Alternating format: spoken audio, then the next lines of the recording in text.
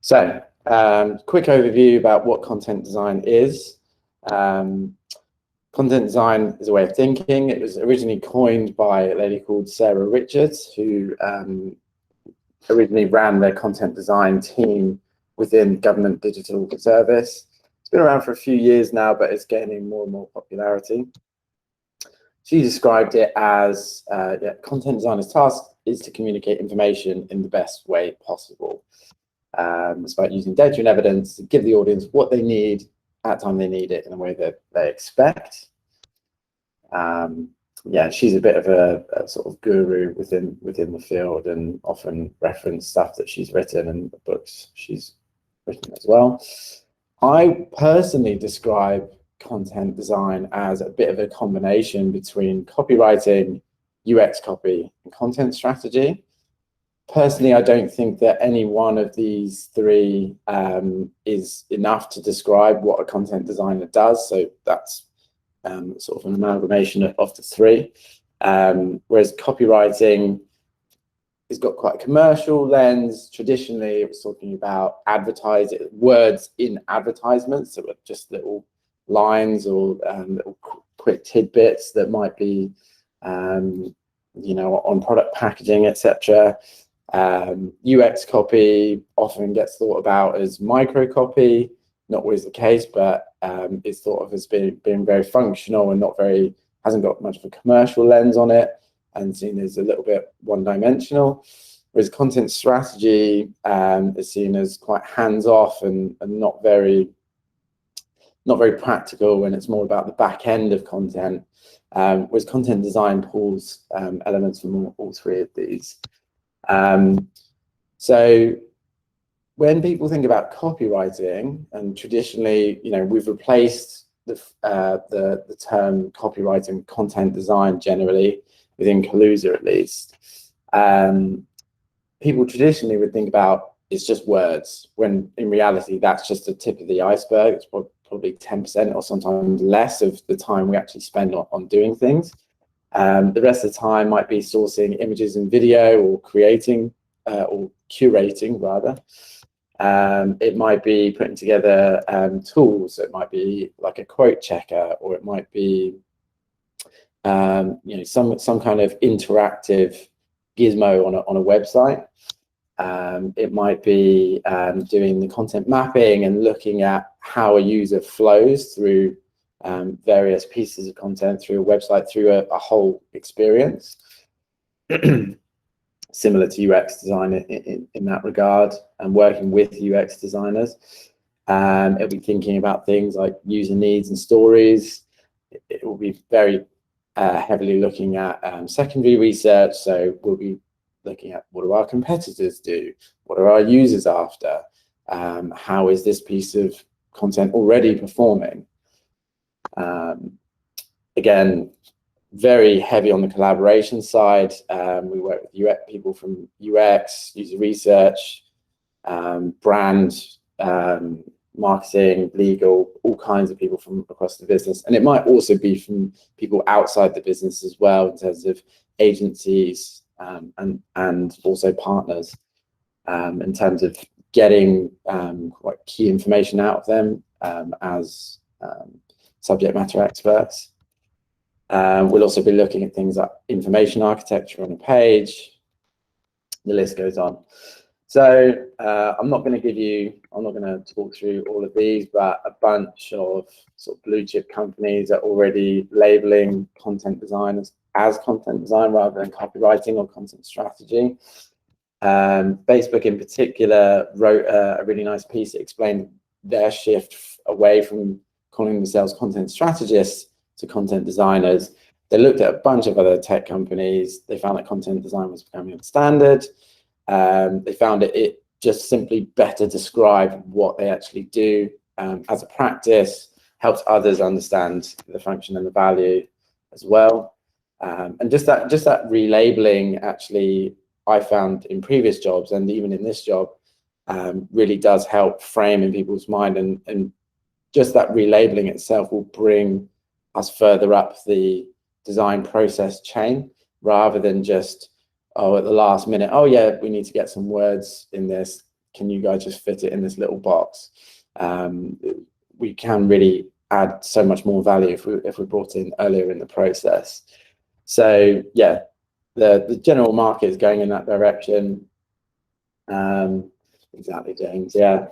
So this slide is a little bit out of date, and it's a little animation about the way that copy has been thought about in the past.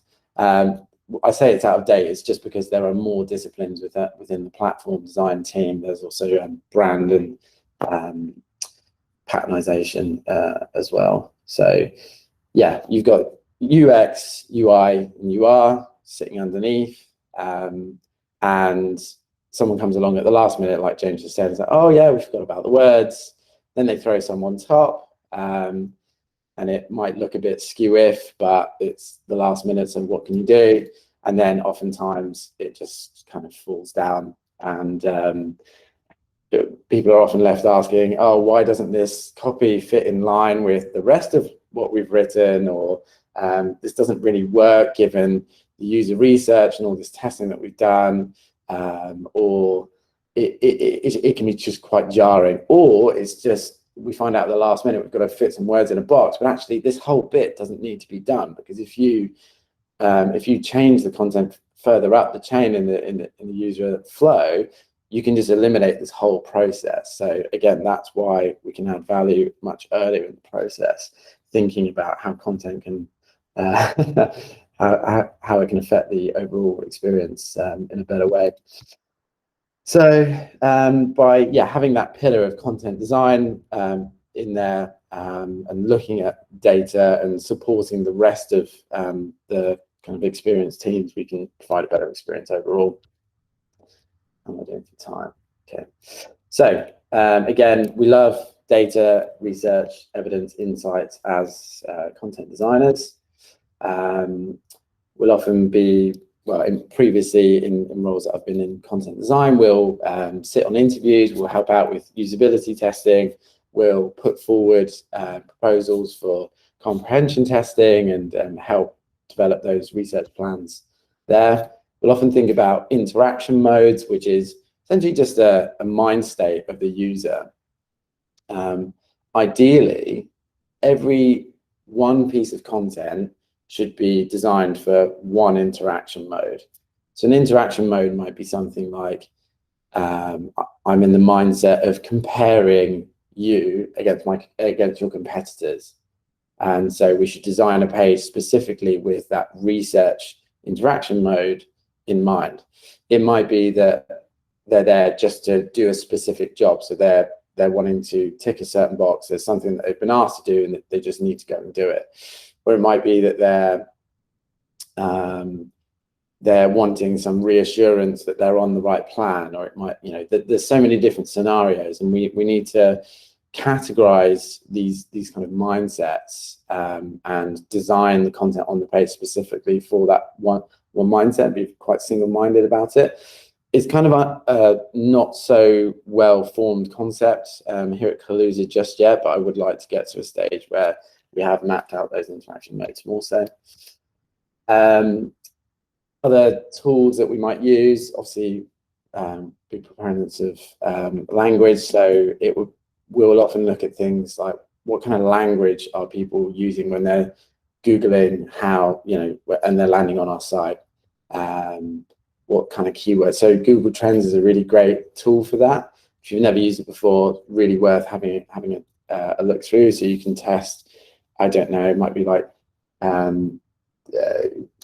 how can I reduce my, how can I increase the amount of green energy that I'm using versus how much carbon is there in my energy. So it's, again, pitching words against like carbon use versus green energy, and you can compare the usage of those kinds of phrases. Even if they're not necessarily correct, you can get a feel for the kinds of words and language that people are using, and then reflect that in your content as well. That's good for SEO performance, but it's also good for just what I like to call sort of on-page kind of personal SEO, where it's not actually an algorithm in the background. People are scanning through a page and they're looking for specific keywords. So it's not the Google spider bots in the background scanning a page for keywords, but rather somebody's eye on a page. And I'll come on to that kind of reading psychology shortly. Yeah, so I'll talk about that in a bit. We also use things like readability scoring. So in fact, I will come on to that in a bit as well. There's a slide about that. We're very much keen on learning about psychology, cognitive biases, heuristics, so essentially mental shortcuts people use.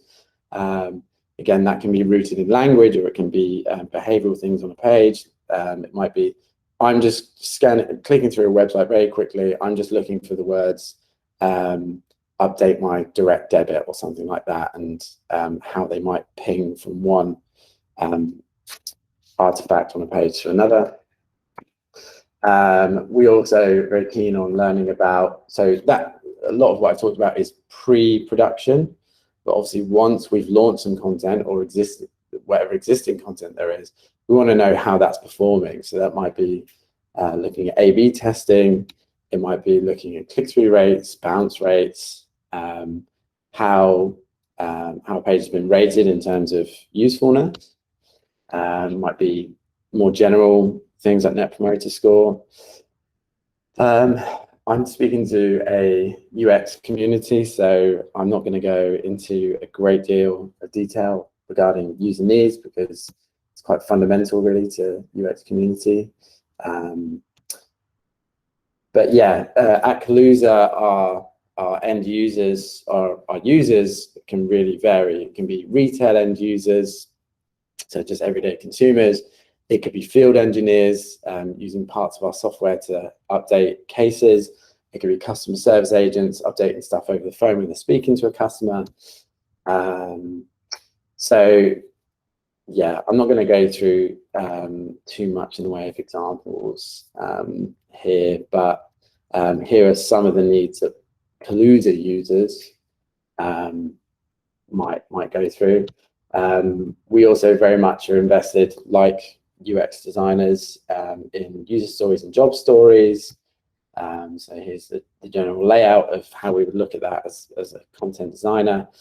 And there's some examples here. Probably, I'm not going to go into that detail. It's fine. Sort of launching the content design discipline, I'm also helping with reignite accessibility and a focus on accessibility across OVO Group. So James and Ben are helping me out with that.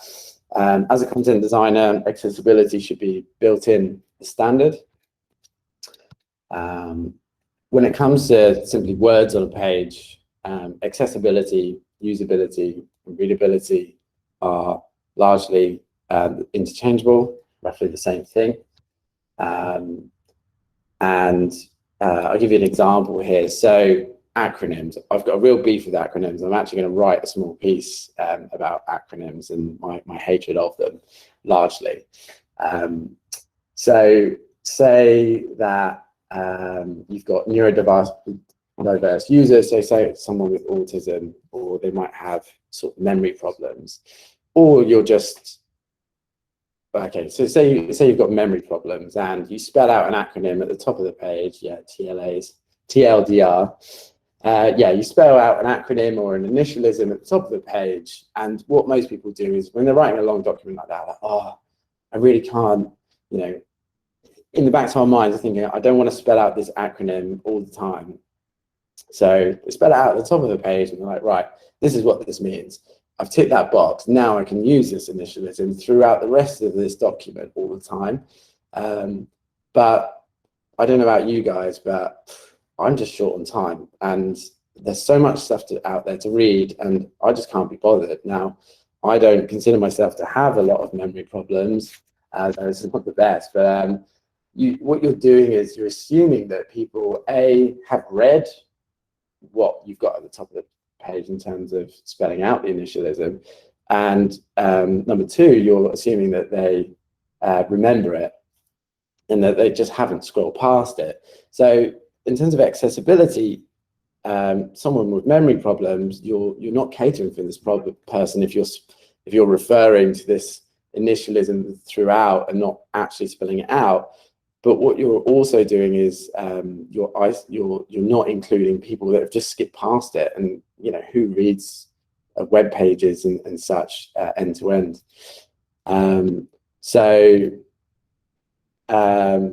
Yeah, that's just one example of how making sure that your content is accessible isn't just accessible for people with disabilities, but it's also accessible for everybody. And that very much translates into, isn't just the ethical thing to do, it also translates into more usability, more profitability, and pretty much everyone wins. So yeah, accessible content means that got a high readability score. I'll come on to how they are scored in a bit. Means that images are marked up with alternative text. Content is actually tested for accessibility, and the ideal standard probably for us is AA. Video has got transcripts or closed captions, subtitles. Everything's logical and tested. Therefore, because I think when we say logical, that's a very subjective thing. So yeah, testing's a big part, really. In terms of what makes great writing, I am going to give a big workshop / training session to everyone across OVO Group, whoever's interested, and I'm going to do a really big deep dive into content and give training to everybody on content design. So it'll be a lot more in depth than this. It will be a lot of tips and tricks that I've learned throughout my 10 or so years of writing content for digital interfaces and sort of research into psychology, etc. Yeah, I can't wait to give it. But yeah, quick rundown.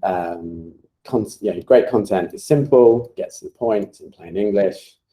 In plain English doesn't just mean it's simple for it's just simple. It also means that it's using language that is common, not just simple, because you can have simple words that are not necessarily common, and that's useful for people that English might not necessarily be their first language. I've done call listening before, and I remember there was one day, and it was just so many people where their English is not their first language. They might have come to this country whenever, and they're just not used to a lot of language. It might be in financial terms, it might be energy usage terms. Yeah, so just not using that kind of jargon, but also commonly used words. Great writing should be compelling, so it should be super relevant. It should be informed, so by subject matter experts, but also in terms of your peers. Make sure that even somebody's grandma would understand what they're talking about. What you're talking about. It should be on brand, so it should be in line with our personality and voice. And then in terms of testing and research, it should follow best practices, but also be tested for comprehension, etc. Readability scores is something that we're going to delve into a bit more at Kaluza's side, using software. So software will measure it using number of words, complex words, a bunch of different criteria here that I'm not going to go into. We've already started using a really cool piece of software called Pro Writing Aid, and that that's a really good tool for just pointing out, but in an automatic way, how you can improve your writing. And I want to test that out with some sort of non-professional writers within the business and see if we can get licenses rolled out, because even as a professional writer, it's really helped tighten up some of my stuff. Moving on. And how long have I got? Have I got till sort of 25 past, or it's off somewhere? I'll just assume I've got a few minutes left. In terms of understanding reading behavior, okay, cool, thanks, James. I'm again, in this content design training that I'm going to give out, I'm going to go into loads of detail about this. This is some of the coolest stuff and most interesting stuff from my point of view. We all know that if there are any people out there that read every email and every page they're on end to end, there must be some kind of robot, I think.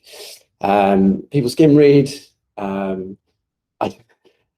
Most people would say they're lazy, but it's just efficiency. You can see the images on the right there, so that's explaining the second bullet. Our eyes are drawn to things that stand out.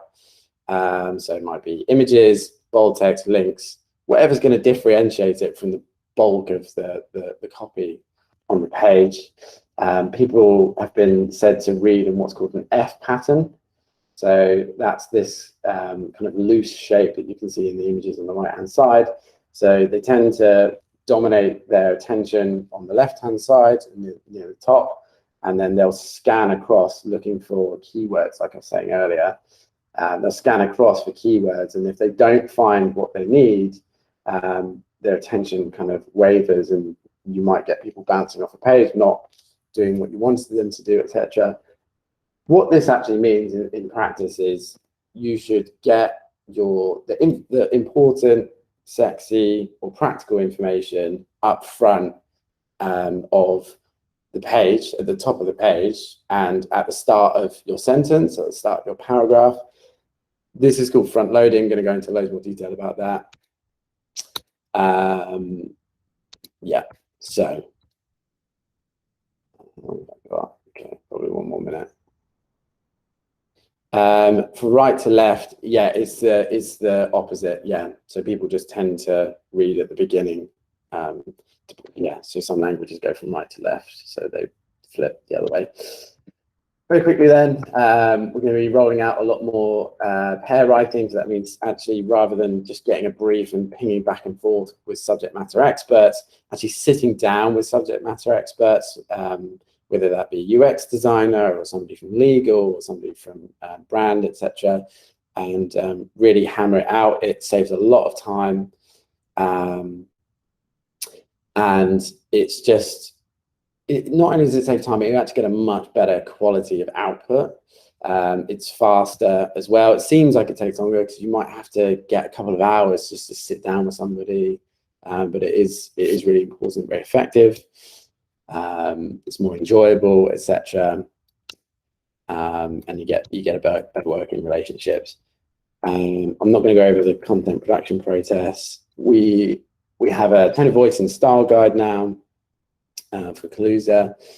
We're going to be doing content auditing and planning. We've got some really cool tools. CopyDoc is a Figma plugin, so we can manage our UX copy a bit better. Pro Writing Aid I mentioned earlier.